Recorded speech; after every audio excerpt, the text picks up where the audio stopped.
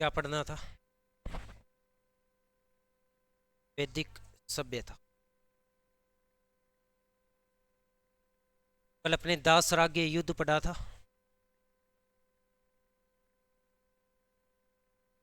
उसके बारे में लिख लिया था ना आपने,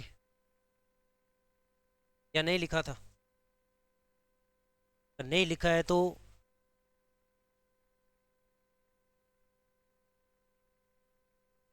लिख लेते हैं, और लिख लिया है तो फिर ज़रूरत नहीं है।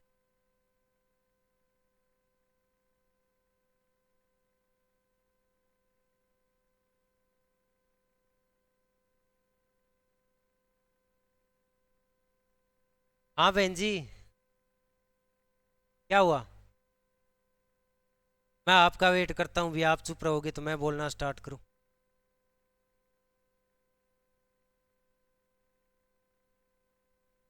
बताओ, दास राग्य युद्ध लिख लिया था या लिखवाना है?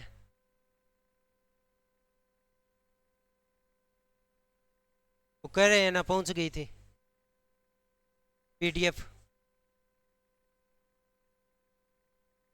उन्होंने कहा ना पीडीएफ। नहीं पहुंची क्या? कोई बात नहीं, आज पहुंच जाएगी।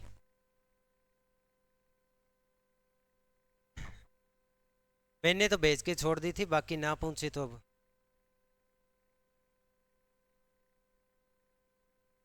चलो हेडिंग डाल लो, दास राज्य युद्ध।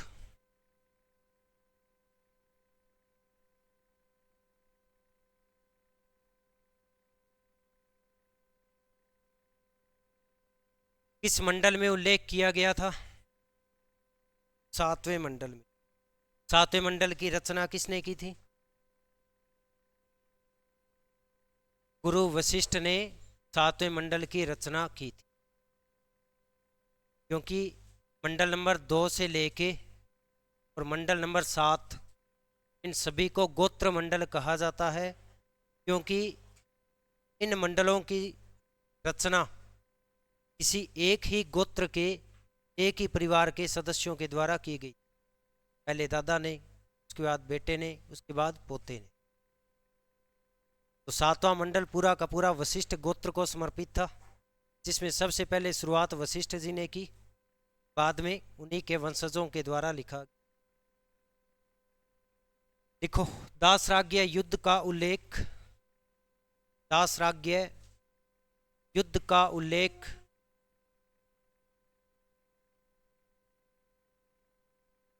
ऋग्वेद के 7वें मंडल में किया गया है।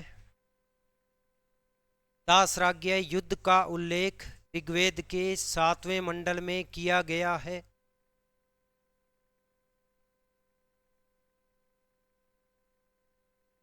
यह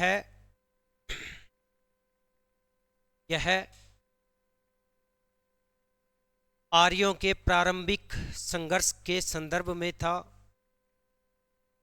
यह आर्यों के प्रारंभिक संघर्ष के संदर्भ में था, जिसमें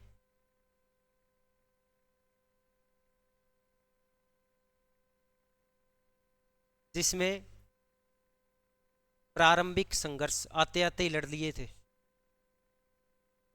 प्रारंभिक संघर्ष से संबंधित था, जिसमें भरत, भरत के ब्रैकेट में लिख लेना त्रित्सु। त्रित्सु, जिसमें भरत यानी त्रित्सु कबीले के राजा, भरत कबीले के राजा सुदास का, राजा सुदास का 10 अन्य जनों के साथ संघर्ष हुआ।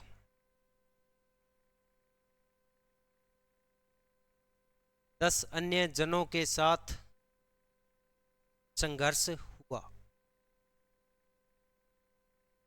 जहां आपने लिखा है ना 10 अन्य जन,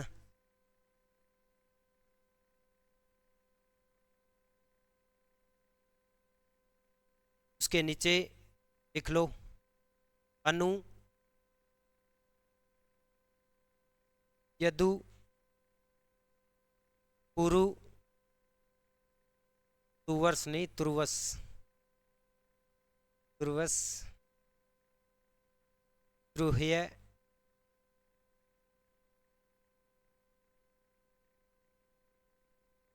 कुछ पुस्तक में अनल है, कुछ में नील है।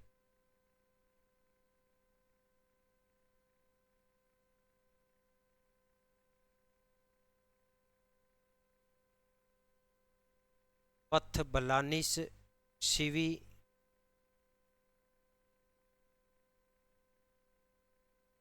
शाणिन। ये हैं 10 के 10। द्रुह्य, द्रु पूरा, द रे, है के नीचे स्लेश, पूरा यह। पथ भल्लानिस, भैलानिस, भल्लानिस, शिवी, पिशानिन। वैसे 10 के 10 नहीं पूछते, 5 इंपॉर्टेंट है ये।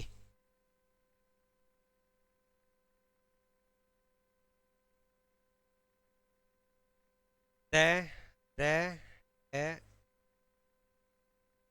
ये है। अब है ही लागे को यहाँ लिखी है, काफी हाल तक बोल्ड पर लिखांगा जना, अच्छी लिख देंगा। और मेरी राइटिंग तो बहुत बढ़िया है, घमंड है मैंने मेरी राइटिंग पर।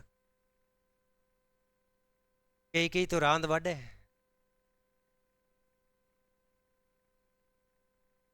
और एक साइड में यहाँ लिख लेना, नेतृत्व, नेतृत्व किसने किया था? रुद्र।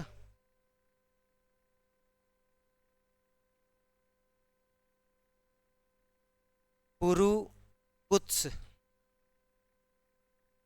पुरु कुत्स। नेतृत्व करता 10 राजाओं का कौन था? पुरु कुत्स। अगली लाइन में लिख लो कारण, कारण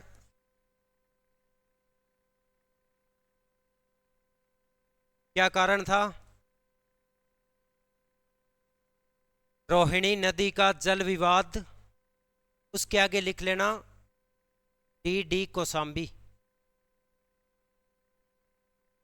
रोहिणी नदी का जल विवाद डी डी कोसाम्बी के अनुसार।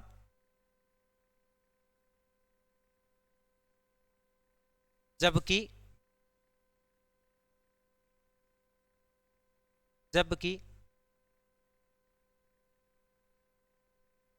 मुख्य कारण यह था, जबकि मुख्य कारण यह था कि राजा सुदास ने, राजा सुदास ने अपना पुरोहित, राजा सुदास ने अपना पुरोहित विश्वामित्र को हटाकर, अपना पुरोहित विश्वामित्र को हटाकर वशिष्ठ को बना लिया। अपना पुरोहित विश्वामित्र को हटाकर वशिष्ठ को बना लिया। परिणाम, परिणाम क्या हुआ? राजा सुदास जीत गया। भरत कबीला राजा सुदास जीत गया। तो अब आगे की तो लाइनें ना लिखें,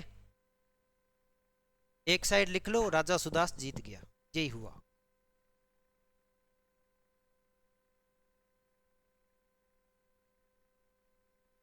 उससे आगे वाली लाइन में लिख लेना कालांतर में, कालांतर में,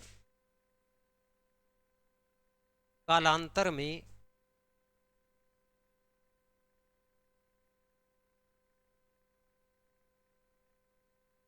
भरत तथा, कालांतर में भरत तथा पुरु कबीला मिलकर, भरत तथा पुरु कबीला मिलकर, कबीला, कबीले ही थे पहले, पुरु कबीला मिलकर क्या बन गए?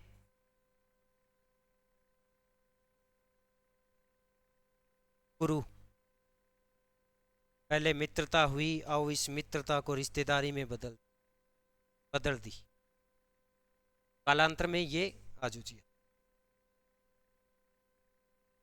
कुरु कबीला बन गई। ठीक है, ओके। तो ये था आर्यों का आरंभिक संघर्ष। बैठ जाओ जी, बैठ।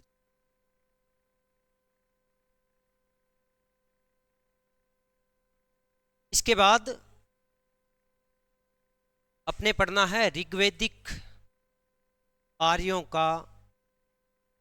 की राजनीतिक स्थिति। अच्छा, पहले तो मैंने जैसे आपको बताया भी था कि अपने जब राजनीतिक स्थिति, सामाजिक, धार्मिक, आर्थिक पढ़ेंगे तो दोनों को एक साथ पढ़ेंगे, ऋग्वैदिक और उत्तरवैदिक। लेकिन फिर कल देखा था तो ज़्यादा उलझन हो जाएगी आपकी, मिक्स हो जाएगा कचरा। पहले ओनली ऋग्वैदिक का पढ़ लेंगे, जब अपने उत्तरवैदिक पढ़ेंगे तो तुलना करते हुए चलेंगे। ठीक है, आगे हेडिंग डाल लो, ऋग्वैदिक आर्यों की राजनीतिक स्थिति। ऋग्वैदिक आर्यों की राजनीतिक स्थिति।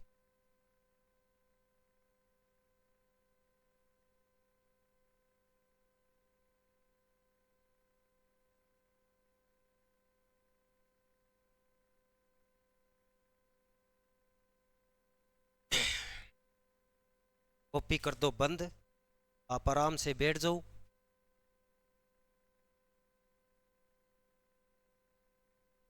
आपने पैसे दिए हैं, आपका काम ओनली सुनना है, देखना है।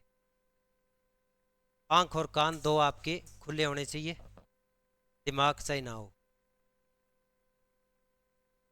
यही होगा ना।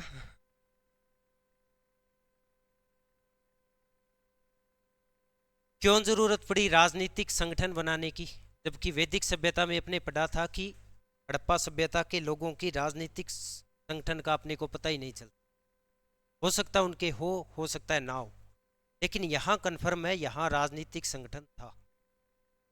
क्यों जरूरत पड़ी, कोई एक मेजर कारण।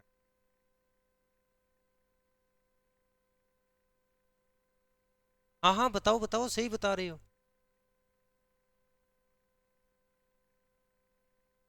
युद्ध में उचित नेतृत्व या प्रतिनिधित्व। उन्होंने सोचा कि हाँ होना। देखो, आर्यों की ये विशेष बात थी कि ये युद्ध को लेके बड़े सजग रहते थे। युद्ध इनके लिए सबसे प्रिय वस्तु थी, क्योंकि इनको पता है कि विस्तार अंततः युद्ध से ही होना। युद्ध से विस्तार भी होगा और युद्ध से शांति भी स्थापित होती। मानते हो ना इस चीज? जब तक युद्ध नहीं होगा तब तक शांति स्थापित।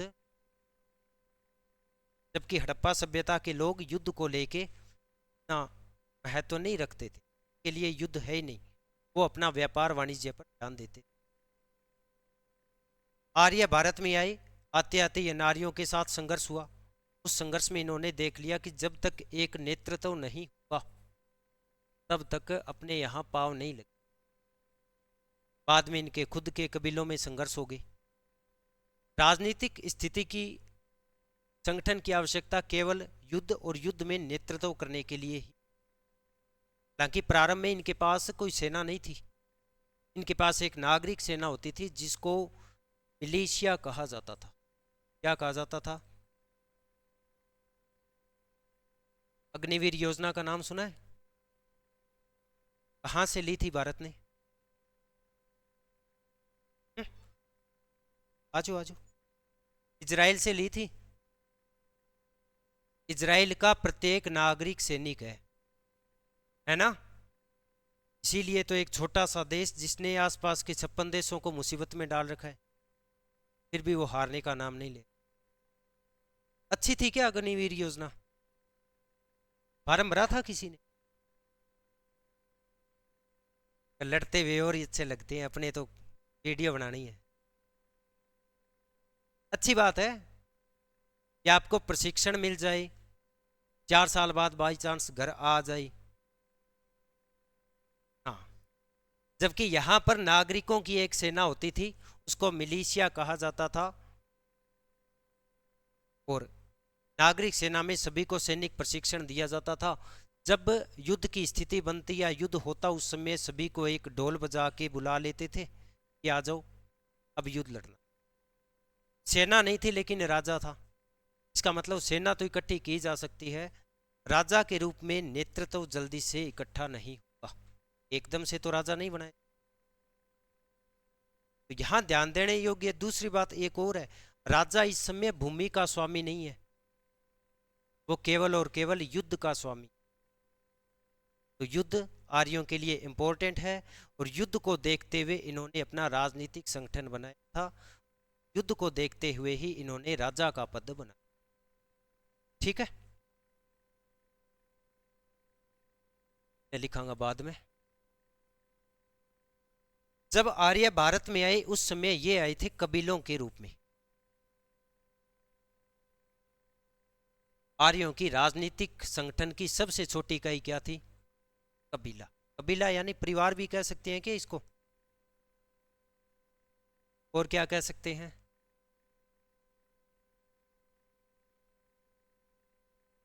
और फिर गोत्र, परिवार, कुल, वही हो गया ना। सबसे छोटी इकाई है परिवार या कबीला।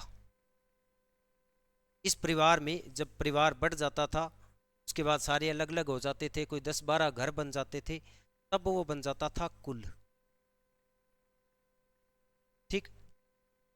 कुछ कुल मिलकर एक गांव का निर्माण करते थे, क्योंकि वैदिक सभ्यता ग्रामीण सभ्यता है, इसलिए यहां ग्राम इंपॉर्टेंट है। कुछ गांव मिलकर विश्व का निर्माण करते। ये वो विश्व नहीं है, ये है। कुछ विश्व मिलकर जन का निर्माण। राजनीतिक संगठन अगर आपके क्वेश्चन में आ जाए अवरोही क्रम या आरोही क्रम, ये ध्यान लेना, ये है आरोही क्रम। बढ़ते हुए क्रम में परिवार, कुल, ग्राम, विश्व और जन यहां सबसे बड़ी इकाई है। सबसे बड़ी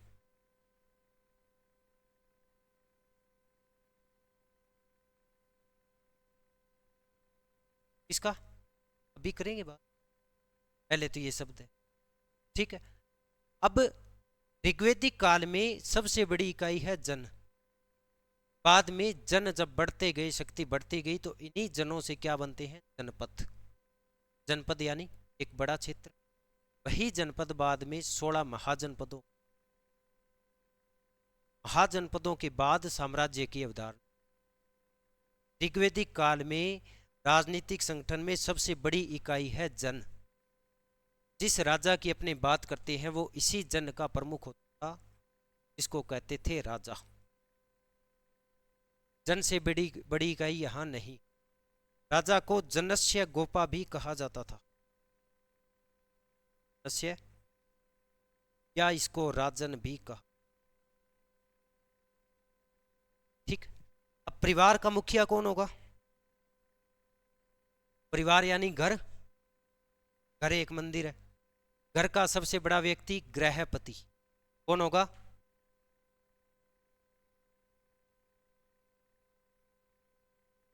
तो परिवार का सबसे बड़े व्यक्ति को क्या कहेंगे? ये एज के अकॉर्डिंग है। ठीक है। जो सबसे बड़ा बुजुर्ग होगा वो गृहपति, उसके पास असीमित अधिकार है, सारे उसका कहना मानेंगे। हालांकि उसमें भी कहना मनवाने की एक खुद की पावर होती थी, ये ना, इज्जत करवाने की भी एक खुद में औकात होती है, तभी होती है।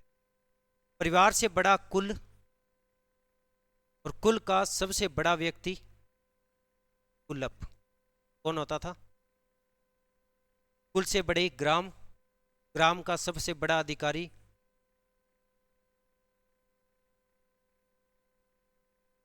विश्व का सबसे बड़ा अधिकारी विश्वपति।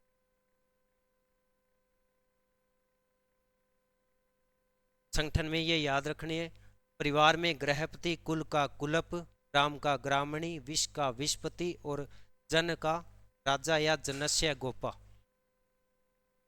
ठीक है। अब परिवार की बात अपने आगे सामाजिक संगठन में कर लेंगे। दूसरा है कुलप,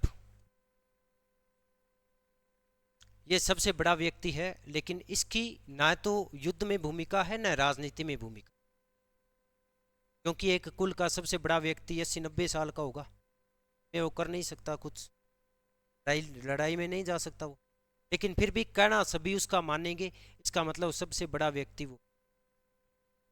राजा को, राजा का जब चुनाव किया जाता था ना प्रारंभ में, तो उसमें विशपति, ग्रामणी और कुलप की मुख्य भूमिका होती, ये केवल परामर्श के रूप में है।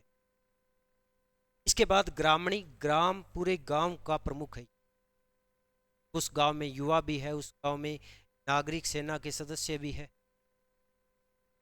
इसके यहाँ एक तो कर इकट्ठा करना, दूसरा सेना इकट्ठी करना, दो काम किसकी है? ग्रामणी की। सेना इकट्ठी करना ग्रामणी का काम है, लेकिन सेना युद्ध भूमि में जाने के बाद किसके अधीन हो जाएगी? सेनानी, इसके अधीन। ठीक। इसके बाद विशपति, विशपति का रोल होता था राजा के चुनाव में। कब होता था? राजा के। ठीक है। अब कॉपी में एक जगह ये इतना संगठन बना के छोड़ दो, उसके बाद आगे डिटेल, क्योंकि पेज पलटता ही थे, भूल जाओगा, भूल जाओगा नहीं।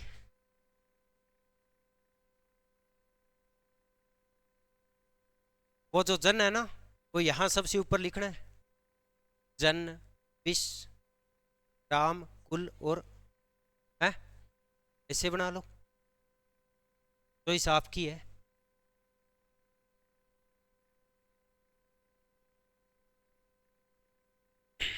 अच्छा, खुला खुला बनाना भी, एक दूसरे को माँ आगे छोड़। सिंधु घाटी सभ्यता की लिपि को पढ़ा नहीं गया, कारण शब्द है वो एक दूसरे के ऊपर चढ़ाई, भी तो पता चला है ना कि दाएं से बाएं लिखा है और बाएं से दाएं, सही तो है, एक कॉर्नर दबाते ही है। खुला खुला बढ़िया तरीका लिख लियो।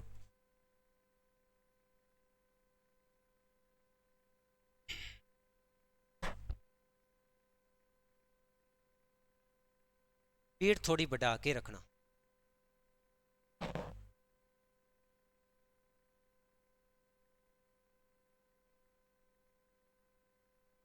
यहाँ करो कोच जाई लिख लियो, सुना मापी भेज दूंगा।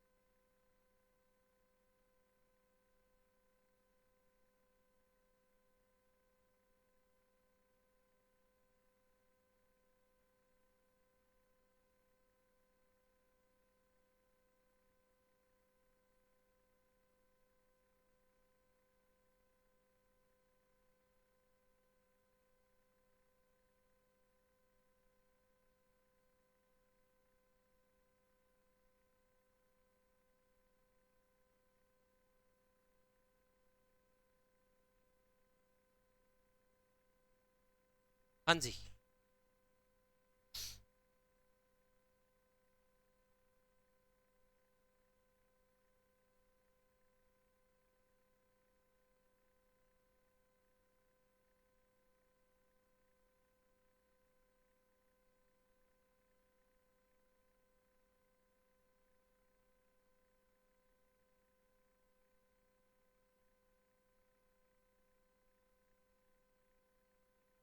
कहाँ पे ये? जनस्य गोपा, जनस्य गोपा,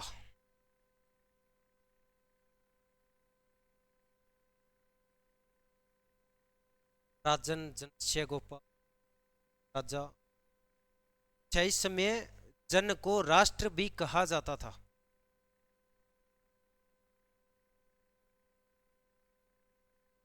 हाँ जी, जनस्य गोपा इंग्लिश में वैसे ही है, जनस्य गोपा।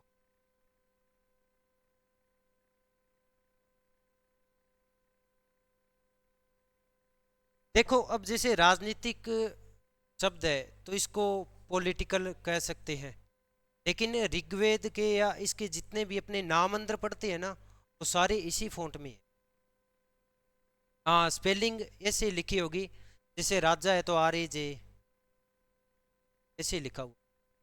बाकी इंग्लिश वाला भी पुरानी फाइल पड़ी तो थी, मिली नहीं थी। कोई अगर टफ शब्द हुआ तो उसको, बाकी नाम यही आएंगे।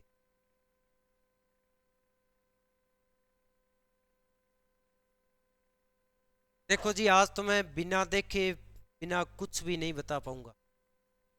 हाँ, आगे, क्योंकि अपने वेरीफाई भी तो करना है ना, कहीं मैं शब्द और लिखवा दूं आपको। और नहीं नहीं, आप कहे तो नहीं रहे, आगे से तो प्रयास है मेरा पूरा है। जैसे मॉडर्न तो लगभग तैयार है, अपनी इंग्लिश में भी तैयार है, लेकिन एंशियंट तैयार नहीं है, आज तक कभी ज़रूरत भी नहीं पड़ी। करनी तो पड़ेगी आज ना, तो 2 साल बाद इंग्लिश में करना तो पड़ेगा। बढ़िया है अगर आज हो जाए। कितने हो आप स्टूडेंट इंग्लिश के? एक तो आप हो, 4-5 है ना?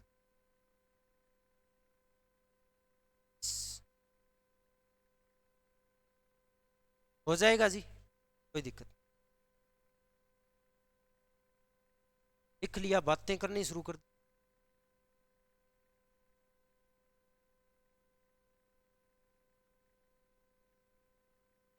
तो राजनीतिक संगठन में सर्वोच्च इकाई कौन है?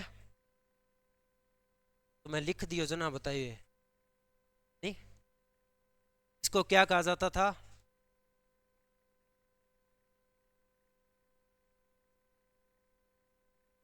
इसके अलावा एक नाम और आता है, पुराण भेता।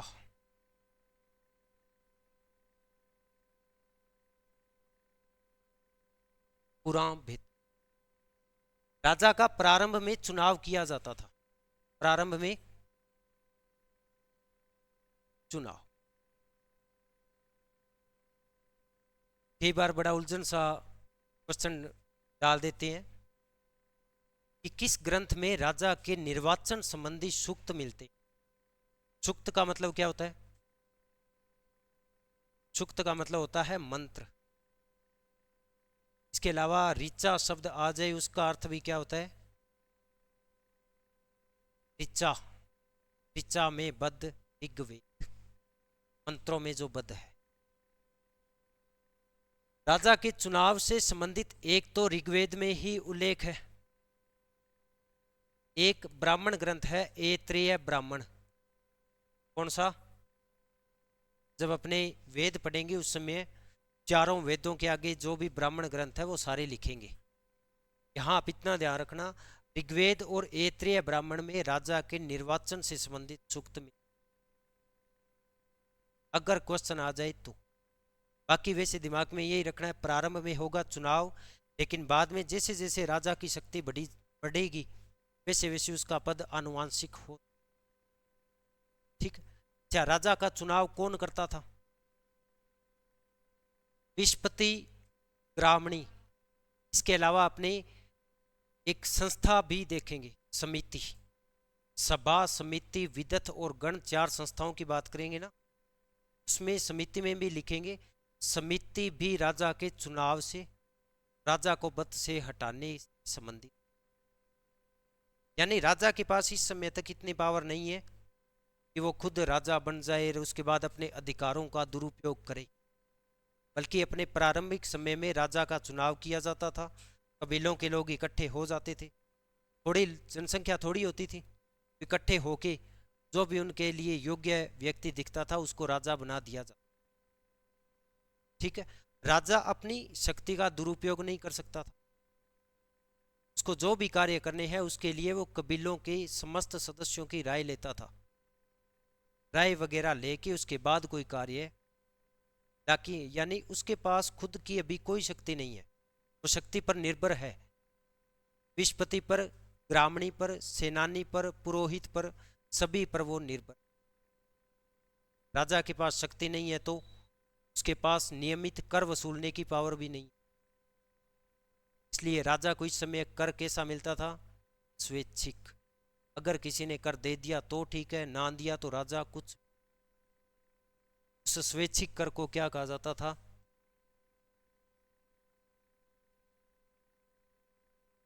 ठीक है। तो प्रारंभ में राजा का चुनाव और बाद में ये पद कैसा हो जाता है? आनुवांशिक। ठीक है। अच्छा, राजा के पास स्वयं की शक्ति नहीं थी।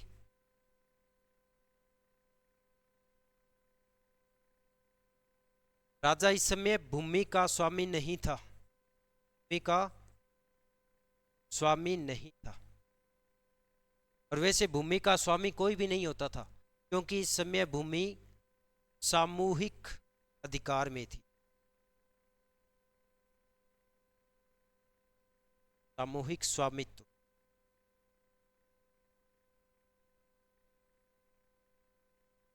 भूमि को प्राकृतिक मानते थे, सारे लोग इकट्ठे होकर उसमें सामूहिक रूप से खेती करते थे। उसके बाद जो भी अन्न निकलता था, अन्न भी सामान्यतः खाने योग्य जो होता था वही, क्योंकि इनका मुख्य जो आजीविका का साधन था प्रारंभ में, वो था पशुपालन। पशुओं को एक स्थान से लेके दूसरे स्थान पर जाते थे, खेती को लेके नहीं जा सकते थे। बाद में जैसे जैसे स्थायित्व आया, कृत्रिम कृषि, कृत्रिम सिंचाई, जैसे नहरों का निर्माण कर लिया, तालाबों का निर्माण कर लिया, उसके बाद से खेती पर इन्होंने, प्रारंभ में पूरी भूमि पड़ी रहती थी, उसमें सामूहिक रूप से खेती कर लेते थे। उसके बाद जो भी अन्न वगैरह होता था उसमें से ये राजा को बलि नामक एक टैक्स दे देते थे और राजा की आजीविका चलती।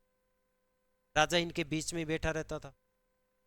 जब भी कोई कबीले पर आक्रमण की स्थिति बनती तो कबीले के लोगों को इकट्ठा करके आगे के लिए जो भी कार्य करने वो राय ले ले। ठीक है। राजा की सहायता के लिए एक होता था पुरोहित, राजा की सहायता के लिए होता था ग्रामणी, इसके अलावा एक होता था सेना।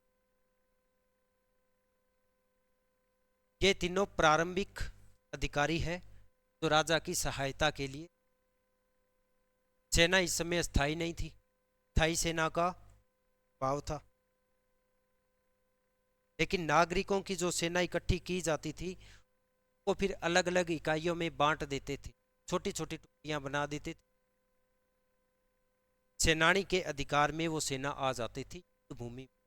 वैसे उस सेना को इकट्ठे करने का काम किसका था? ब्राह्मणी का। ब्राह्मणी सेना इकट्ठी करने का काम करता था, लेकिन युद्ध भूमि सेनानी के अधीन ना होती। राजा इस समय युद्ध का स्वामी था, युद्ध का, यानी राजा के पास अधिकार नहीं है, शक्ति नहीं है। और राजा पर नियंत्रण रखने के लिए कुछ संस्थाएं होती थी, जैसे सभा, समिति, विदत, तीन। जरूरी नहीं है कि सभी जनों में राजपद हो, कुछ जन ऐसे थे जहां पर गणतंत्रीय व्यवस्थाएं भी, जिसमें सभी मिलके गण के लोग अपना काम करते थे। वहां पर एक संस्था होती थी गण। चार प्रमुख संस्थाएं पढ़ेंगे, सभा, समिति, विदत और गण। लेकिन गण वहां होती थी जहां राजा का पद नहीं। ठीक है, ये इतनी विशेष राजा की। से आपने कभी रामदेव जी के पिताजी के बारे में सुना है? मतलब वो सामान्य गांव में रहने वाले व्यक्ति हैं, इतनी लोगों की हिम्मत होगी कि उनके मुंह पे ही उनको कुछ बोल के चले जाते, जैसा उनका सिस्टम था वही वहाँ पर था। राजा है वो सामान्य लोगों के बीच में ही घूम, केवल युद्ध के समय उसको अपना राजा स्वीकार। ठीक है, हेडिंग डाल लो राजा। राजा,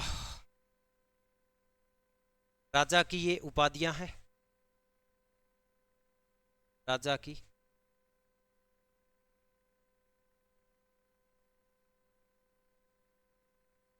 पुरोहित ब्राह्मण जो राजा की विजय के लिए प्रार्थना करेगा,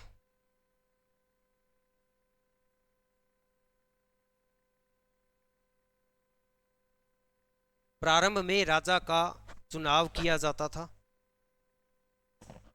प्रारंभ में राजा का चुनाव किया जाता था।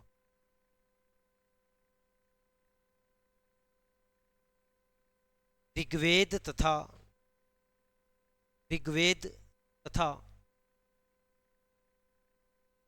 ऐत्रेय ब्राह्मण में ऋग्वेद तथा ऐत्रेय ब्राह्मण में ऋग्वेद तथा ऐत्रेय ब्राह्मण, ये ब्राह्मण ग्रंथ है, नाम है ऐत्रेय ब्राह्मण। ऋग्वेद तथा ऐत्रेय ब्राह्मण में राजा के निर्वाचन संबंधी सूक्त मिलते हैं। सूक्त राजा के निर्वाचन संबंधी सूक्त मिलते हैं।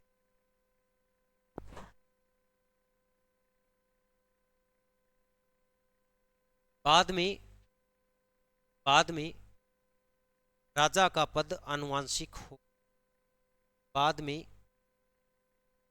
राजा का पद आनुवंशिक हो।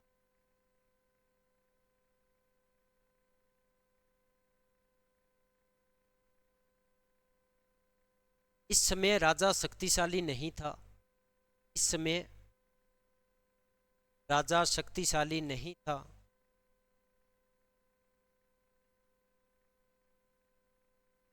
वह अपने अधिकारों का उपयोग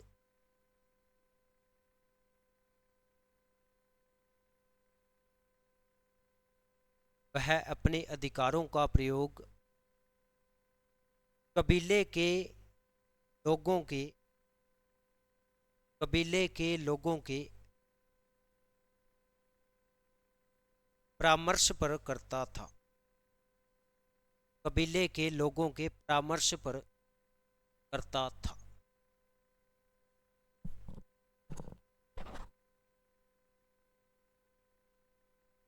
इस समय राजा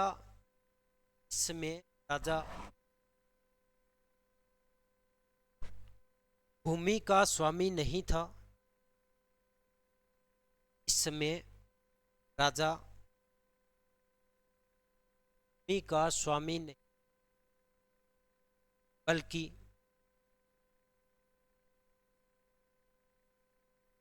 उसे युद्ध के नेता के रूप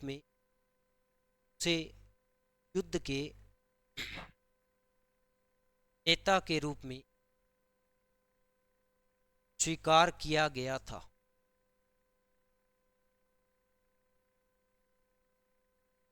युद्ध के नेता के रूप में स्वीकार किया गया।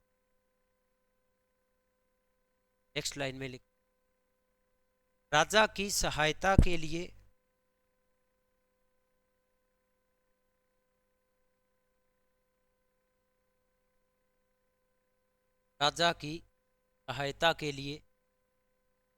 पुरोहित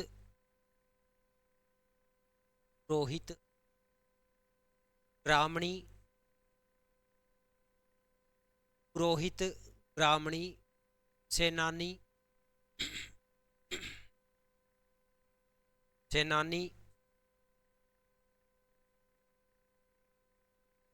सूत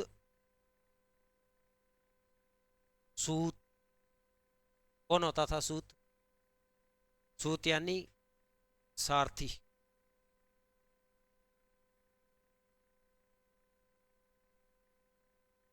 रथकार, ये कौन होता था? रथ चलाने वाला ना। सारथी कौन? ये होता था रथ का निर्माण करने वाला। रथकार, राजपति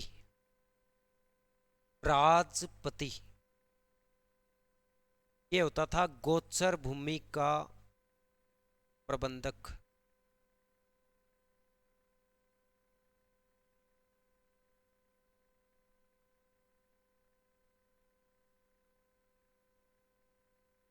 आदि। इसके अलावा एक और लिख लेना, पूरब। गोचर भूमि का प्रबंधक, राजपति। पूरब यानी दुर्गपति। आदि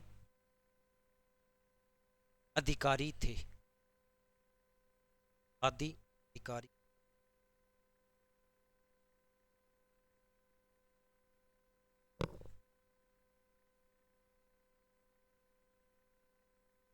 इस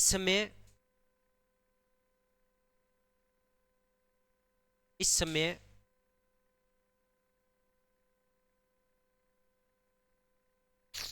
राजा निरकुश नहीं होता था। निरकुश यानी जिस पर कोई अंकुश न हो। इस समय राजा निरकुश नहीं होता था। देखो, पावर ही नहीं थी तो निरकुशता लाएगा कहाँ। निरकुश नहीं होता था। राजा पर नियंत्रण रखने के लिए, राजा पर नियंत्रण रखने के लिए सभा, राजा पर नियंत्रण रखने के लिए सभा, समिति, सभा, समिति, विदत। पी द के नीचे श्लेष होता है क्या, या हलंत? विदत एवं गण नामक संस्थाएं थी। एवं गण नामक, देखो गण लिख तो लिया लेकिन गण अलग है, कोई बात नहीं, पड़ा है शब्द। राजा पर नियंत्रण रखने के लिए सभा, समिति, विदत एवं गण नामक संस्था। ठीक है, क्या रह गया?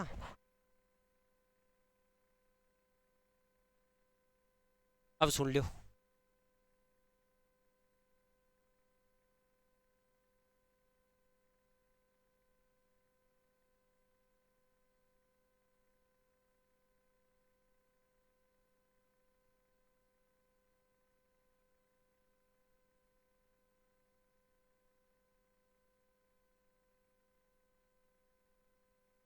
सभा नंबर 2,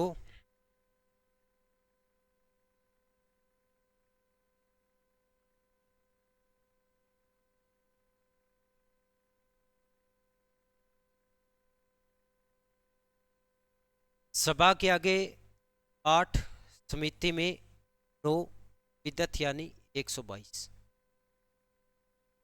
ऋग्वेद में सभा का उल्लेख कितनी बार हुआ है?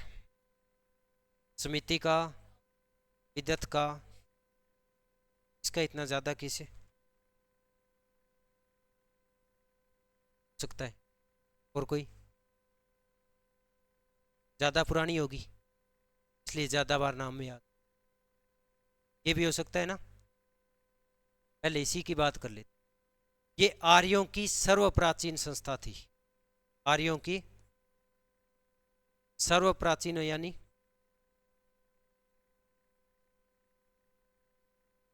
सबू पुरानी। इसे कहा जाता था विद्वानों की परिषद।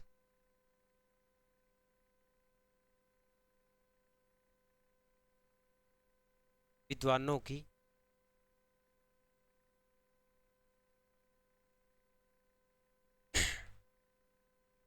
सभा का उल्लेख हुआ है 8 बार। सभा में उस कबीले के बुजुर्ग व्यक्ति, वृद्ध, या कोई धन संपत्ति में या आचार विचार में या नैतिकता में कोई श्रेष्ठ व्यक्ति होगा। नापा कह दिया मेन आदमी, पंचायतियों, कुछ ना अलग चीज हुआ नहीं भी वहां गद्दी बने। इसमें सीमित व्यक्ति थे। सीमित, सीमित में कौन होंगे? वृद्ध, अनुभवी,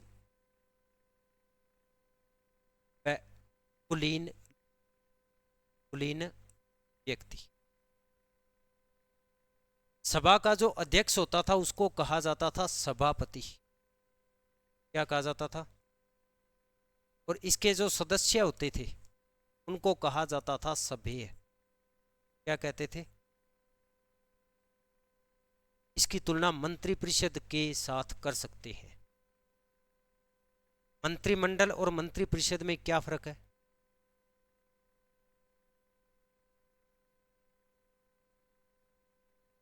मंत्रिमंडल में, मंत्रिपरिषद में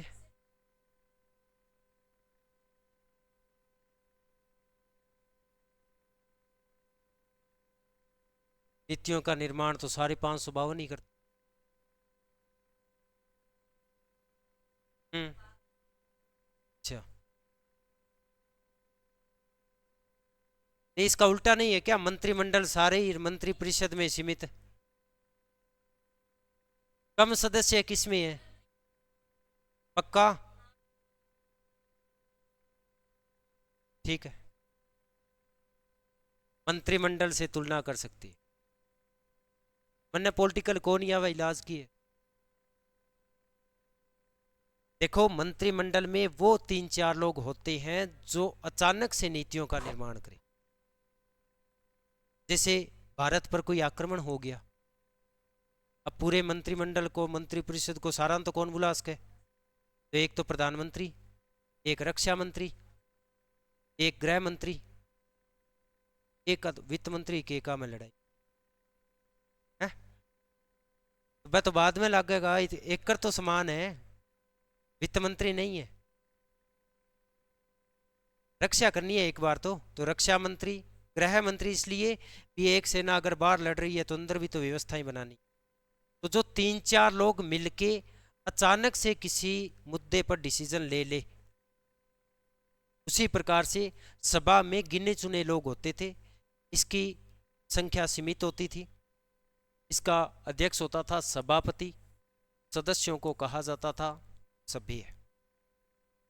ठीक है, जो बड़े मुद्दे होते थे या जिन पर तुरंत फैसले की जरूरत होती थी उसके लिए सभा बुलाई जाती।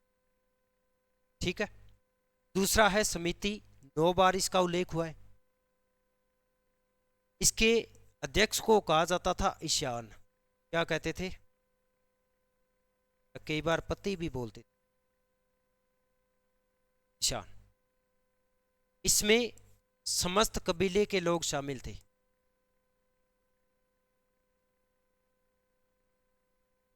छोटा मोटा, टेढ़ा मेढ़ा सारा ही आ जाता। राजा का चुनाव कौन करते थे?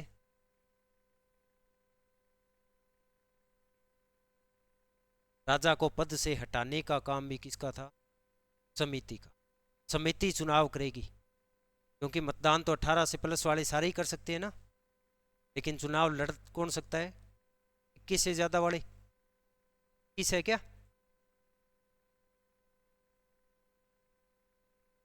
विधान परिषद के सदस्य की न्यूनतम आयु 21 है या 25 है? लोकसभा में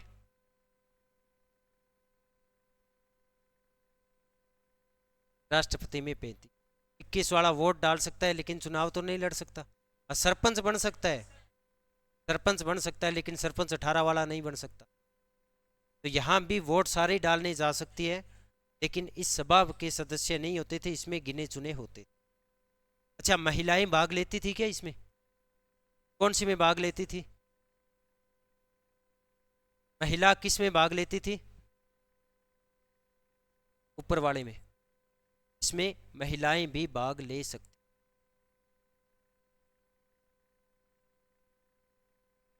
ठीक है, और तीसरी जो संस्था है वो है विदथ, जिसका 122 बार उल्लेख हुआ है। ये आर्यों की सबसे प्राचीन संस्था थी। ऐसा माना जाता है कि सभा, समिति और कबीलों की सेना सभी की उत्पत्ति इसी विदथ से हुई।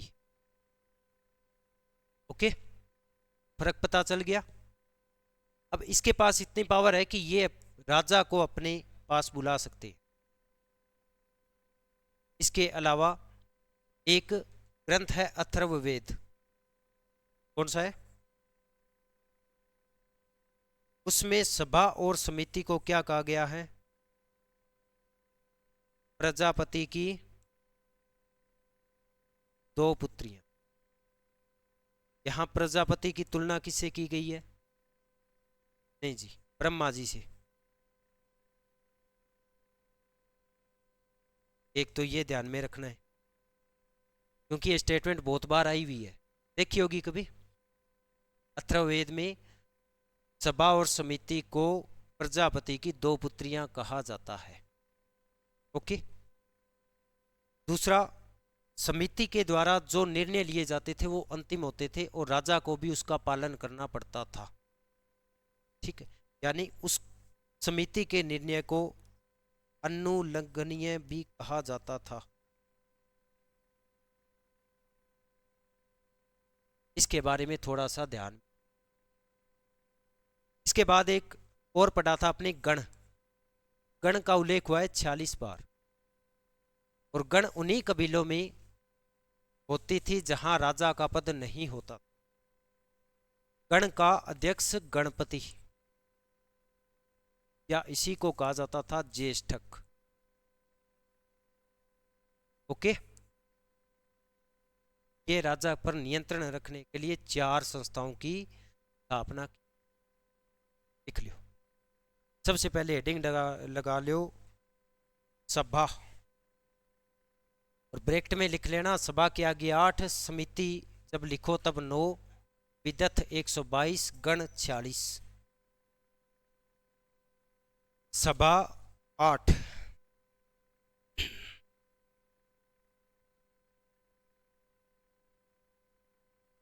कबीले के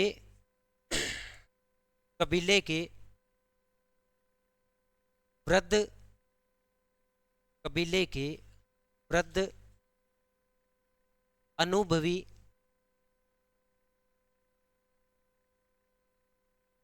व कुलीन व्यक्ति, वृद्ध अनुभवी व कुलीन व्यक्ति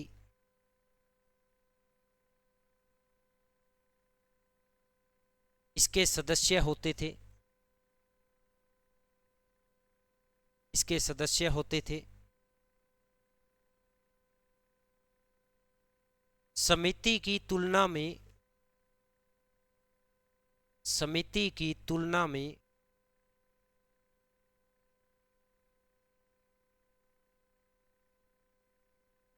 सभा का आकार, समिति की तुलना में सभा का आकार छोटा होता था।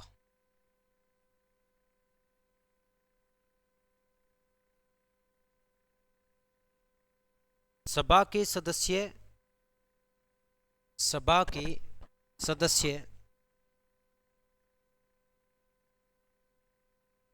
सभ्य कहलाते थे। सभ्य, सभा के सदस्य सभ्य कहलाते थे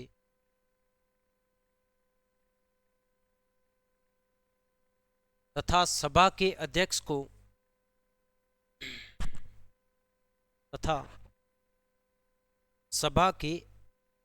को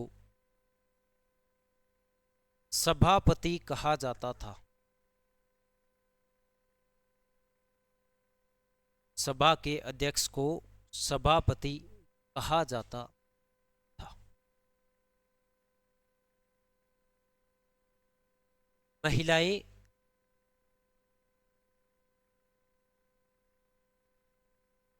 प्रारंभिक समय में इसमें भाग लेती।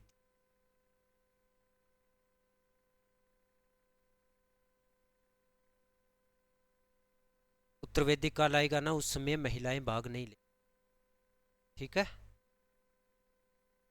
2 नंबर समिति।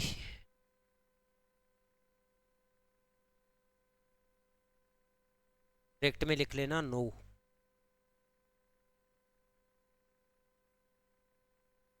समस्त कबीले के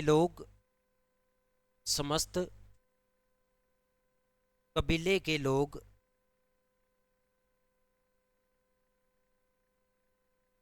समिति के सदस्य होते थे।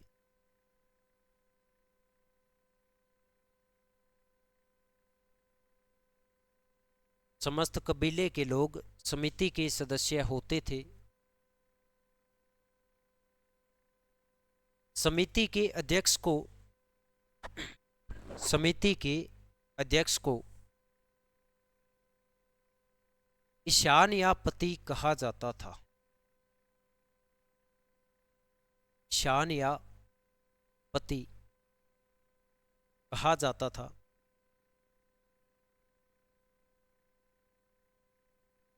राजा के चुनाव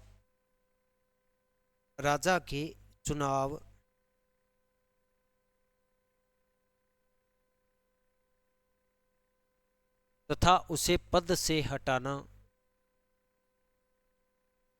राजा के चुनाव तथा उसे पद से हटाना समिति के कार्य थे। समिति के कार्य थे। 3 नंबर विदत 122।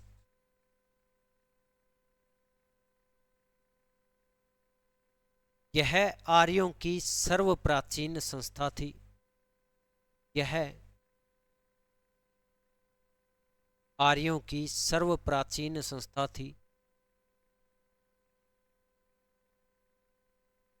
इसे विद्वानों की परिषद भी माना जाता है।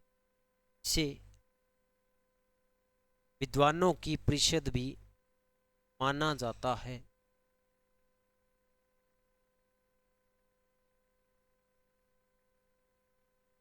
युद्ध में लूटी गई वस्तुओं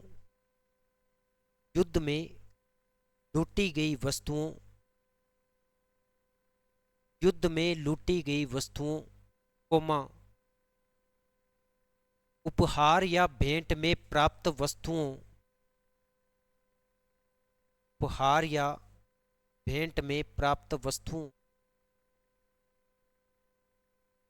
का वितरण विदथ द्वारा किया जाता था।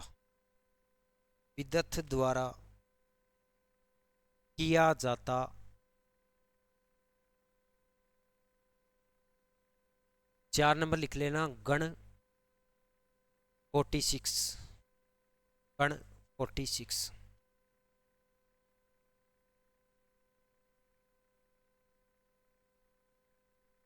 ऋग्वैदिक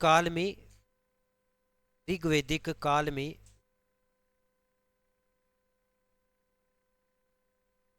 कुछ जनों में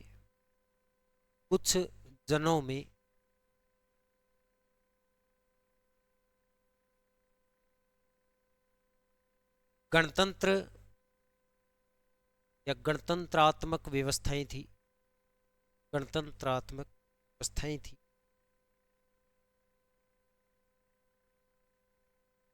वहां प्रशासन चलाने के लिए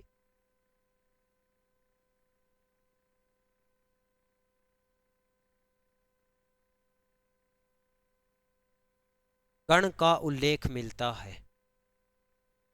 वहां प्रशासन चलाने के लिए गण का उल्लेख मिलता है। गण के अध्यक्ष को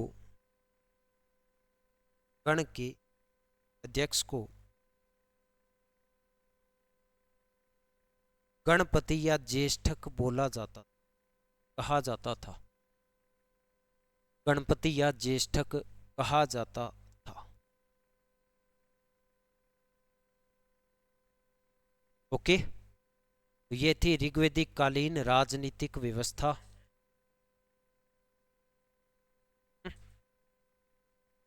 अच्छा, अगली लाइन में लिख लेना। अथर्ववेद में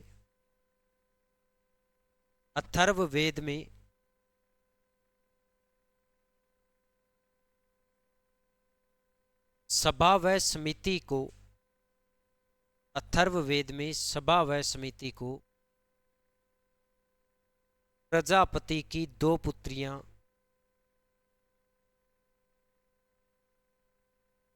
प्रजापति की दो पुत्रियां कहा जाता था।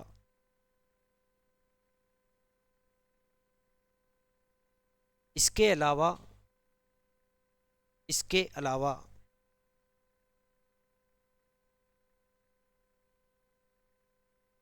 सभा व समिति को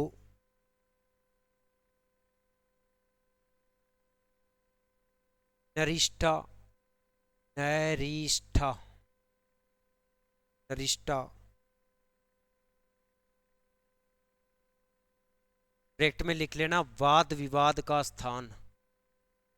नरिष्ठा वाद विवाद का स्थान तथा अनुलग्नीय अनुलग्नीय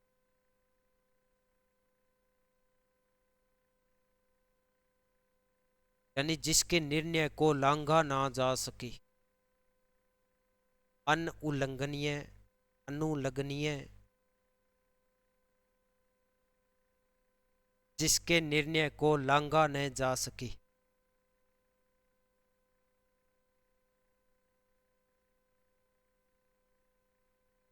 पाकिस्तान का निर्माण मेरी लाश के ऊपर होगा। ये लांघा था, उन्हें नहीं लांघा। अनुलग्नीय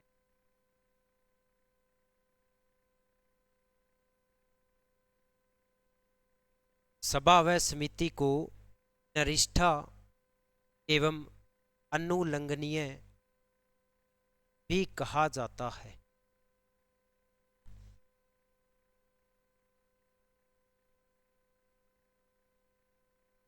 अगली लाइन में लिख लेना, एक ही लाइन है। इस काल में राजा को इस काल में राजा को बलि नामक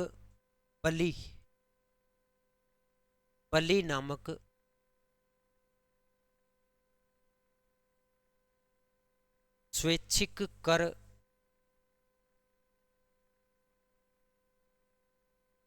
दिया जाता था।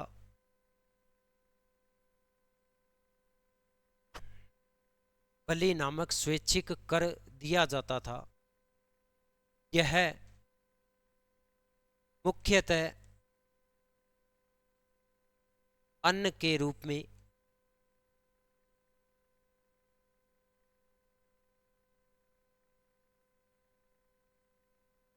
एक बटे 16वां भाग दिया जाता था।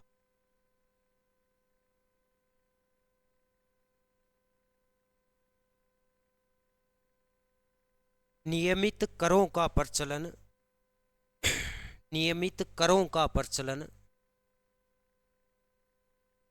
उत्तर वैदिक काल में शुरू हुआ।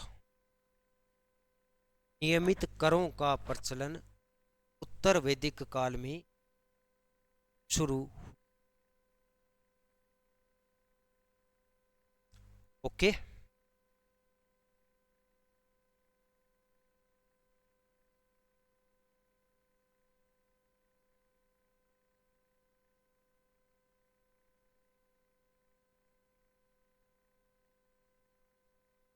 इसके बाद है सामाजिक स्थिति।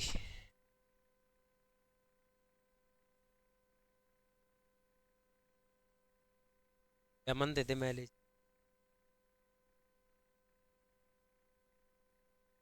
हाँ जी। समाज सुन लो, इस समय समाज का स्वरूप कैसा था? मात्र सत्तात्मक था क्या? पितृसत्तात्मक। समाज कैसा था? पितृसत्तात्मक।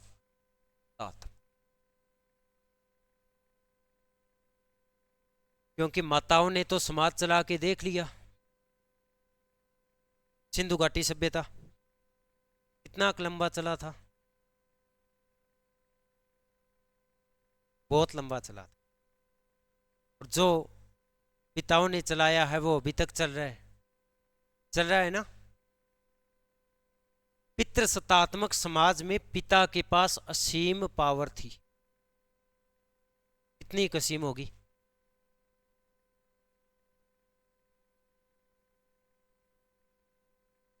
उनके पास अधिकार नहीं थे, रब थे अधिकार। अधिकार मिलते नहीं, वसूलने पड़ते हैं। बाप होके बेटे को पीटा नहीं तो फिर बाप होने में फायदा क्या हुआ। यहाँ पितृसत्तात्मक समाज था। पिता के पास ऐसा माना जाता है कि असीम पावर था। इतनी पावर थी कि पिता अपनी संतान को बेच सकता था, मार सकता था। मिलता है ना उल्लेख कि इतनी पावर थी। देखो रियल में ऐसा कुछ नहीं था। वो कई बार कपूत बेटा जाम जे जन के इलाज है। बाकी परिवार में पिता पुत्र में जो संबंध है वो अच्छे थे, इतने बुरे भी नहीं थे। एक दो उदाहरण मिल सकते हैं। जैसे एक जगह उल्लेख है कि कोई बच्चा था और उसे गलती हुई कि एक मादा भेड़ मर गई, उसके बाद कुछ भेड़ें और मर गई। इस वजह से उसके पिता ने उसको पीटा। ऐसी गलतियों पे सजा तो मिल सकती है, लेकिन जितना कि यूरोपियन इतिहासकारों ने जो लिखा है ना कि जी इतनी असीम पावर थी कि बच्चे को मार भी सकते थे, ऐसा कोई नहीं होता। ठीक है। पितृसत्तात्मक परिवार था, जिसका उल्लेख ये भी मिलता है कि पिता शब्द लगभग 335 बार आया है और माता शब्द 234 बार। ठीक है। इस समाज में सबसे छोटी इकाई क्या होती थी? परिवार। और परिवार का सबसे बड़ा व्यक्ति गृहपति।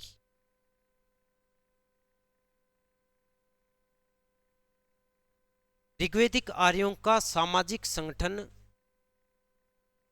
और इस संगठन में विवाह की स्थिति और महिलाओं की स्थिति दोनों को अपने पढ़ना पड़ेगा। अगर उत्तर वैदिक काल में बात करें तो विवाहों के कुछ प्रकार आ जाते। यहाँ प्रकार तो नहीं है, लेकिन फिर भी दो चार बातें ध्यान में रखनी। क्या उद्देश्य था? एक तो यज्ञ हो जाता था।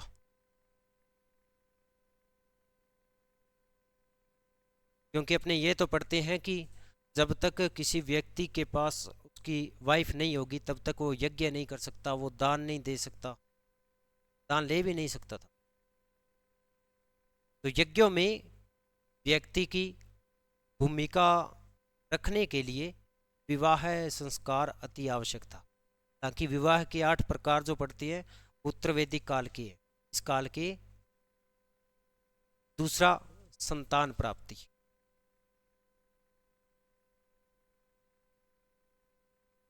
विवाह संस्कार संपन्न करवाया जाता था।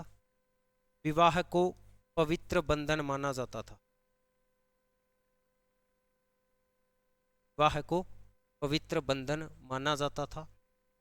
सामान्यतः एक पत्नी विवाह होता था, लेकिन फिर भी कुछ बड़े घरों को, अमीर घरों को, कुलीन वर्ग को छोड़ दो सामान्यतः व्यक्ति एक विवाह करता था, एक ही उसकी वाइफ होती थी। लेकिन राजा या राजवंश के सदस्य एक से अधिक विवाह करते थे। विवाह के लिए लगभग 16 से 17 वर्ष की आयु, इसका मतलब बाल विवाह होते थे क्या? नहीं हो। सामने जो रेड बटन दिखाई दे रहा है दबा दिया, नहीं दबाना। तो इस समय बाल विवाहों के कोई साक्ष्य नहीं मिलते। इसके अलावा विवाहों में विधवा विवाह होता था क्या? यहाँ सबसे ज्यादा उलझन होती है। क्योंकि अगर ऐसा क्वेश्चन आ गया ना जिसमें 4-5 लाइनें और सत्य चुनो और असत्य चुनो, वहां सबसे ज्यादा गड़बड़ होगी। इसलिए ध्यान से सुन लेना। बाल विवाह नहीं होगा। विधवा विवाह समाज में नियोग प्रथा प्रचलित थी। योग प्रथा भी प्रचलित थी। सती प्रथा का उल्लेख मिलता है क्या?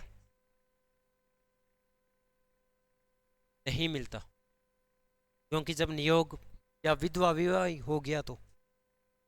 इसके अलावा पर्दा प्रथा, ये भी ठीक है। विवाहों में और कौन सा रह गया? दहेज लिया जाता था क्या? दहेज लिया जाता था। कन्या को दहेज में जो वस्तुएं मिलती थी उनको क्या कहा जाता था? वहतु। ये परंपरा अति प्राचीन काल से ही है, ठीक है। अच्छा, विवाहों में अंतरजातीय विवाह होते थे क्या?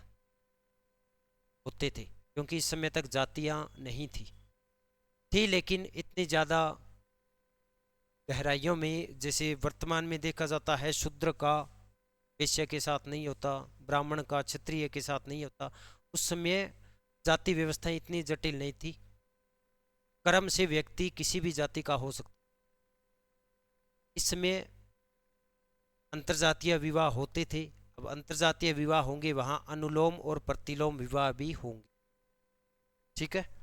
अंतरजातीय विवाह होते थे, अपने इसको अनुलोम और प्रतिलोम विवाह ही लिख देते। अनुलोम और प्रतिलोम। अनुलोम विवाह क्या होता है? नहीं जी, देखो, 4 वर्ण, ब्राह्मण क्षत्रिय वैश्य शूद्र। दूसरी ओर कन्या के भी 4 वर्ण, ब्राह्मण क्षत्रिय वैश्य शूद्र।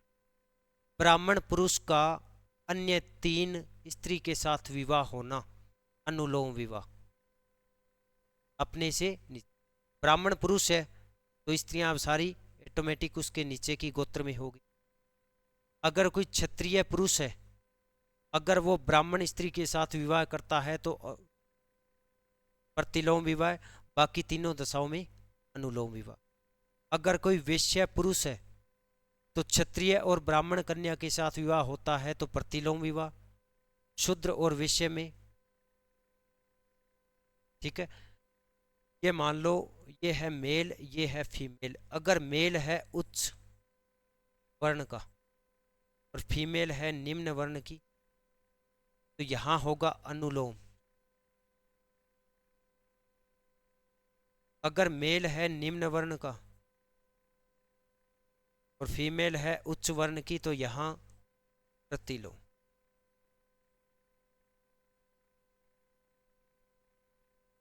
ठीक है। लोपामुद्रा का नाम सुना है क्या? उसका विवाह हुआ था ऋषि अगस्त्य के साथ। ऋषि अगस्त्य के साथ। अगस्त्य था, अगस्त्य। लोपामुद्रा किस वर्ण की थी?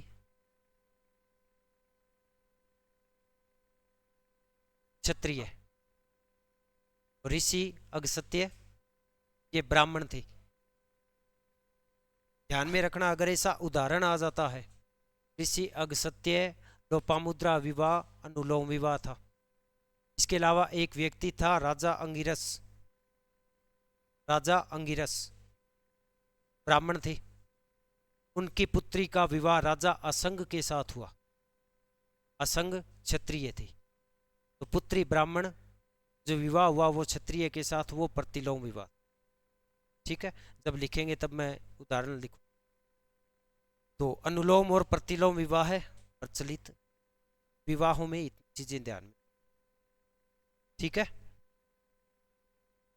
यहाँ स्त्रियों की दिशा लिख लेंगे। चलो लिख लो एक बार, हेडिंग डाल लो सामाजिक संगठन।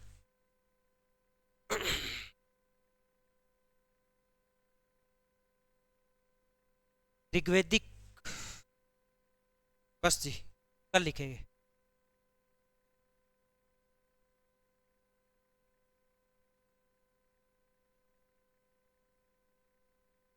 एक कारण ये है ना कि कल यहां से मैं लेट हुआ, बीच रास्ते से वापस घर जाना पड़ा, कॉलेज नहीं जा पाया। तारीख क्या है आज?